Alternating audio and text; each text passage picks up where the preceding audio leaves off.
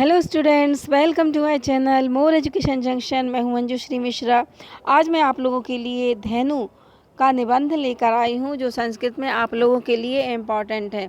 यदि आप लोग मान लो 20 पॉइंट याद करेंगे, 20-22 पॉइंट याद करेंगे तो 12-15 आराम से लिख सकते हैं, ठीक है। लेकिन यदि हम 10 पॉइंट याद करेंगे, मान लो हम 2-4-5 भूल गए तो फिर हमारा निबंध कैसा हो जाएगा, छोटा सा हो जाएगा और कम नंबर भी मिलेंगे, ठीक है। लेकिन हम क्या करेंगे, कम से कम 20 पॉइंट याद करेंगे तो 20 में से हमसे 15 तो बन ही जाएंगे, ठीक है। मान लो 5 भूल भी गए लेकिन 15 बन जाएंगे, है ना। इसलिए हमेशा ज़्यादा की कोशिश करना चाहिए। ज़्यादा की कोशिश करोगे तो उतना मिल ही जाएगा जितना तुम्हारी इच्छा है, ठीक है। तो चलो हम स्टार्ट करते हैं। और बच्चे, स्टार्ट करने से पहले यदि मेरे चैनल पर नए हो तो मेरे चैनल को सब्सक्राइब कर लें ताकि आप लोगों को मेरे वीडियो की नोटिफिकेशन मिलते रहें। और यदि मेरा पढ़ाना, मेरा निबंध यदि आपको बहुत अच्छा लग रहा है तो आप अपने दोस्तों को शेयर कीजिए और मेरे कमेंट्स में कमेंट्स भी कीजिए कि आपको मेरा निबंध बहुत अच्छा लगा।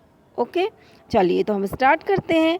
देखते हैं फर्स्ट पॉइंट जो हमारा है वह है अस्माकं देशस्य सर्वश्रेष्ठा पशु गो अस्ति। हमारे देश का या कि सर्वश्रेष्ठ जो पशु है वह कौन है, गाय है, गो अस्ति, ठीक है।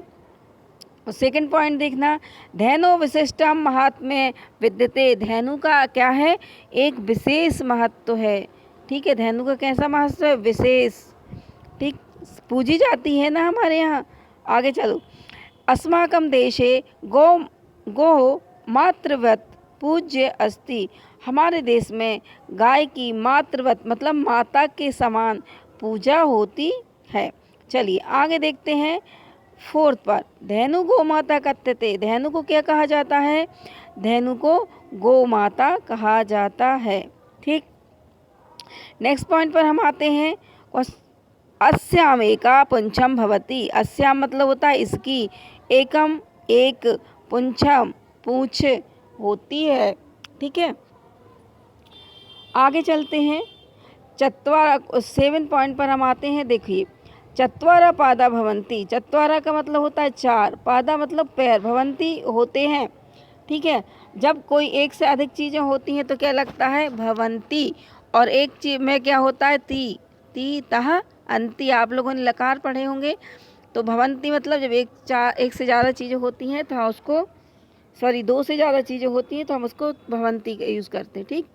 आगे देखते हैं, गो घासम तृणम च खादंती। गो घास और क्या खाते हैं, तिनका खाती है, ठीक है, घास और तिनका। आगे चलते हैं, धेनु अस्मभ्यम मधुरम दुग्धम ददाति। धेनु अस्मभ्यम, धेनु हमारे लिए, मधुरम मतलब मीठा, दुग्धम दूध, ददाती देती है। नेक्स्ट पर हम आते हैं 10 पॉइंट पर, धेनवा दुग्धम बालकेभ्यः पूर्ण आहारा अस्ति।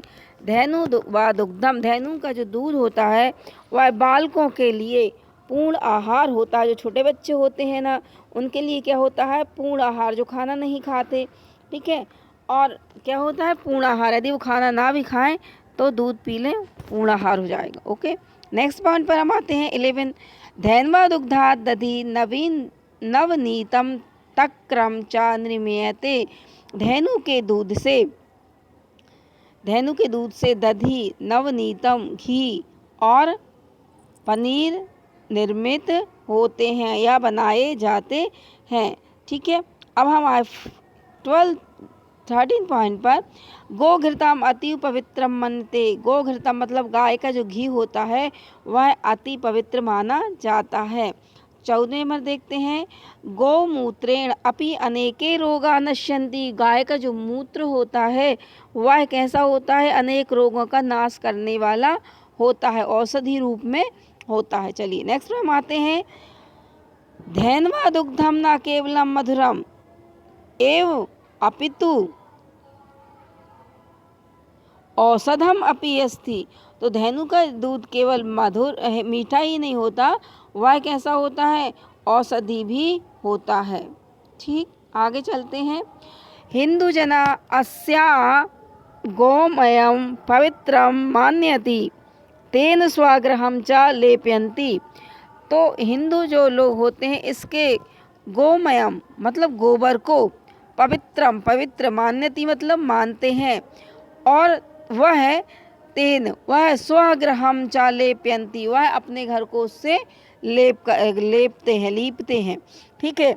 गोमयेन उर्वरा शक्ति वर्धन्ते, गोमयेन मतलब गाय के गोबर, गाय का जो गोबर होता है वह उर्वरा शक्ति को बढ़ाता है, उर्वरक शक्ति को बढ़ाता है।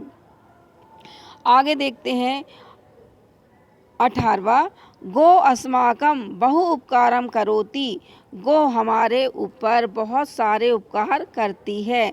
19 का देखो, गोवत्सा एव वृषभा भवन्ति, गोवत्सा मतलब गाय का जो बछड़ा होता है वही वृषभा मतलब बैल होता है। आगे जब बड़ा होता है तो क्या बन जाता है, बैल बन जाता है। गोवत्सा एव वृषभा भवन्ति। नेक्स्ट हम देखते हैं, वृषभा हलेन क्षेत्राणि कर्षन्ति, वृषभा मतलब बैल से हल के द्वारा क्षेत्र को या जो खेत को है ना जोता जाता है।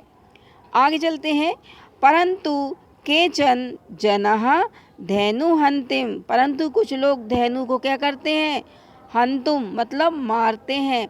इदम उचितम नास्ति, यह उचित नहीं है। धेनु जीवनदायिनी अस्ति, धेनु क्या है, जीवन देने वाली है। नेक्स्ट देखते हैं और लास्ट भी है, अस्माकम धेनु नाम रक्षाम कुर्याम, हमें अस्मान मतलब हमें, धेनु नाम धेनुओं की क्या करना चाहिए, गायों की रक्षा करनी चाहिए। तो बच्चों ये था मेरा निबंध। आप लोगों को कैसा लगा, आप लोग सब्सक्राइब करें और कमेंट्स करके बताएं कि आप लोगों को मेरा पढ़ाना निबंध कैसा लगा। ठीक है, तब तक के लिए जय हिंद, जय भारत।